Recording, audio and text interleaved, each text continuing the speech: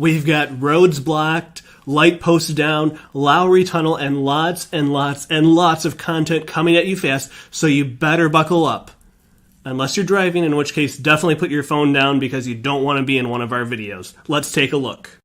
In the metro area, we've had half a snowfall. I wouldn't even call it our first snowfall yet, but it gave just a little bit of slickness to the surface there, and you can see some bad driving was followed by some very good driving, really incredible driving to avoid that. And what I like about this is this driver has the peace of mind to know, hey, stop blocking traffic, let's get on our way. Even though I got so scared, they had the peace of mind to get out, stop blocking traffic, and get back on their way, and there's no damage to anyone's vehicles.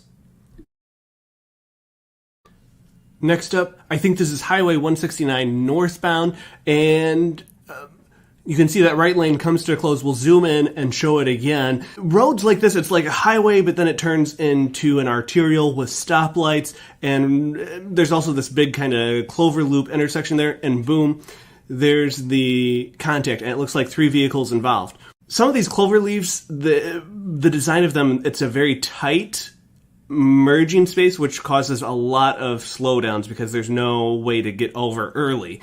Lots of people out of their vehicles, and this is like a quasi-freeway. We think this is probably pretty reckless or careless. You do want to be in your car with your seatbelt on probably as much as possible. We know maybe you need to exchange information, make sure people aren't hurt. I-35W near the Johnson Street exit, any freeway in a major metro that has a big curve on it is always a bit risky, and this is no different. It was in the top corner of your screen. We zoom in here. We don't really know the root cause, but a couple cars making contact, sliding into each other, and it's a little hard to see, but there's a wheel that says, hey, I'm out of here. There's a tire that says, enough for me. I'm out. And then the camera controls. This is the Regional Transportation Management Center. A lot of metro areas have something like this. Zooms in on the crash, figures out what's going on. They've got a caller on the line, perhaps. This is an operator with a caller on the line who's reporting this crash, zooming in, trying to get additional information and get some help out there. Not a major crash, but they're able to get tow trucks out there and the first responder, which is the helper. One more. This is 394, kind of in the middle of the metro, a little bit on the east side, just east of Minneapolis.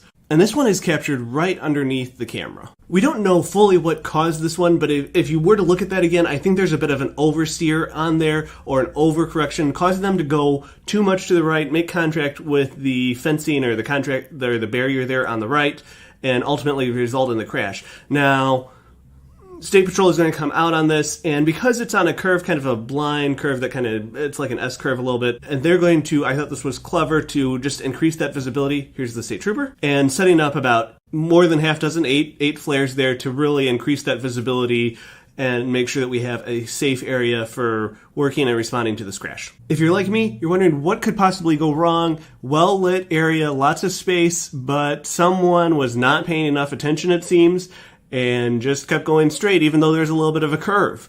So well-lit, great surface conditions. I don't know if they fully had their headlights on. It looks like their tail lights were off, so maybe they were just using their daytime driving lights, so maybe they weren't really paying attention. Maybe there's some other chemical events that are resulting in issues related to their driving, if you understand what I'm saying. Another thing, if you look at that again, you'll see braking on this was very, very late. Very late, very minimal, very slow reaction times.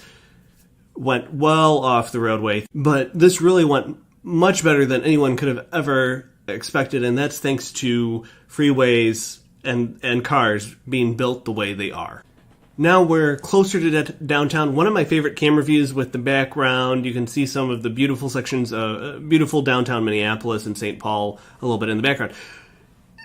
But we had a bit of an issue, and I think this was a lane change that went wrong. Someone not looking at what's next to them. And we did get a little bit unlucky here, so that concrete barrier on that right lane, it does jet out. It's kind of a gentle abutment that comes out to hold up that sign. And you can see we did have fire department and EMS personnel respond, and a fair amount of front-end damage to the vehicle. The way first responders set up on crashes like this is once the fire engine has arrived, they set up to the back to give maximum protection to the rest of the first responders. Now, this next video, it's and take a look at this car as it goes off the roadway. You're going to see that cabling take into effect and prevent them from going into oncoming traffic, keep them safely in the median. And what we really have here is a car just off the road, maybe some mild front end damage, but that's what's so beautiful about those almost elastic high tension barriers in the median. And again, this was the same day we had just a little bit of snow. It didn't even stay for more than 12 hours, but it was enough to make those roadways slick. Right lane, the exit lane, there's an exit coming up, right lane is slowing down, and we have some late braking action, and then this car coming up behind, clearly not paying attention, very late reaction time, and they smush into the car in front of them. You hear this reminders all the time, put the phone down, be focused, especially when you're seeing brake lights in front of you, especially when you're coming into traffic that's slowing down. Car's leaking from the radiator fluid, but good presence of mind to get the car out of the way as much as possible. If we're in a good place, that's a good sign that there aren't any type of injuries with this. We're in a good place of mind to get our car off the roadway. If we can do that, if someone's injured, those injuries would take priority over trying to clear the roadway. University Ave, southbound in the city of Fridley. This is North Metro. And there's a reason why we put these two crashes back to back. It's so we can see and kind of reinforce. You've got braking traffic slowing down ahead of you. Really, you are going to get instant karma if you start checking your phone or you're not paying attention, not giving your driving the attention that it deserves. This is another great place where it does help to have emergency braking on your vehicles. You see newer vehicles with the adaptive cruise and the emergency braking. I think these are great features to have on your vehicle. Insurance Institute for Highway Safety shows that they drop front-end crashes by 20, 25, maybe 30% on some models. So it's not perfect, but it does help here and there and help drive down crash numbers and protect occupants. Look in the top left-hand corner of your screen. It's going to happen partially off camera, but what I like about this one is how many people came out to help. We'll show it to you again, zoom in. Don't give up on this here, because the best part of this clip is yet to come. Lots of people, now don't stop in the middle of the road. It looks like there's a car that's blocking that middle lane there. Please don't do that. See if you can, and maybe they're involved, but please, if possible, drive your car off. But look at how many Minnesotans come out. This is on a weekend or holiday. So maybe some of these people are religious, but lots of people. Now, maybe it's kind of a spectacular crash because, maybe it looks spectacular, but lots, 10, 20 people out there trying to help. And eventually we kind of get first responders on scene. You can see there's quite a bit of a mess there. I-94 in Brooklyn Center, Brooklyn Park. It's in the top right corner of your screen. We'll zoom in and show it again. This is someone running a red light, and this is an arterial. Thankfully, it's on the back portion of the vehicle. They're not directly striking right into a passenger compartment, which definitely helps. And arterials are so risky because you have higher speeds, sometimes up to 55 miles an hour or higher. People are going 65 or 70, and there are stoplights. Here's another arterial in the metro. Now, the white car, I thought they did a great job with their braking action to really slow down the forces involved. And another thing that's really nice about these videos that hang over these arterial stoplights is you can see quite clearly who is at fault. One car making that left turn was clearly going through a red light. We tried to figure out if the car that was at fault ended up leaving the scene. Wasn't quite clear to us. It looked like maybe they drove off, but then maybe they made contact with the driver there. Not quite sure. The driver of the white car, though, is going to end up also leaving the scene. So they zoomed in, no one's actually in the car, it's blocking a lane of traffic, and the black car that was at fault has also left the scene. So not quite sure the story here, but definitely an unusual experience. And if you're curious, that was on a weekend night, so chemical inebriation could have been a factor. One more, we see this time and time again, traffic slowing in the right lane, someone's not paying attention, and they're going to end up being short a tire and the front of their car. I said before, I called it the first truck, and I said that they're a helper. I should have been more specific.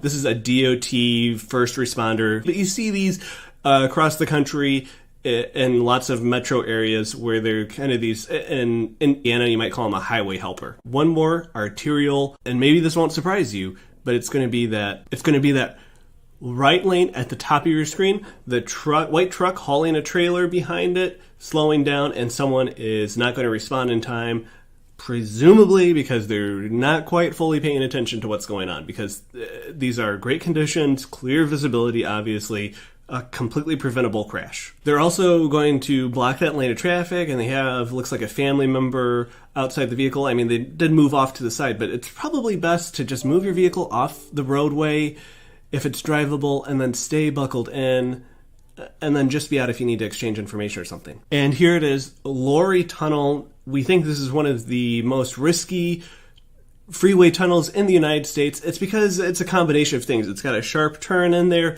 it's multiple lanes, there's tons of traffic that comes through here, and that all kind of contributes to crashes. We've got to watch this one again and count the number of spins. This is, you think that it's over, and then it just kind of keeps going and going. It looks like they got the gear shift stuck in reverse, so they ended up spinning out a little bit more.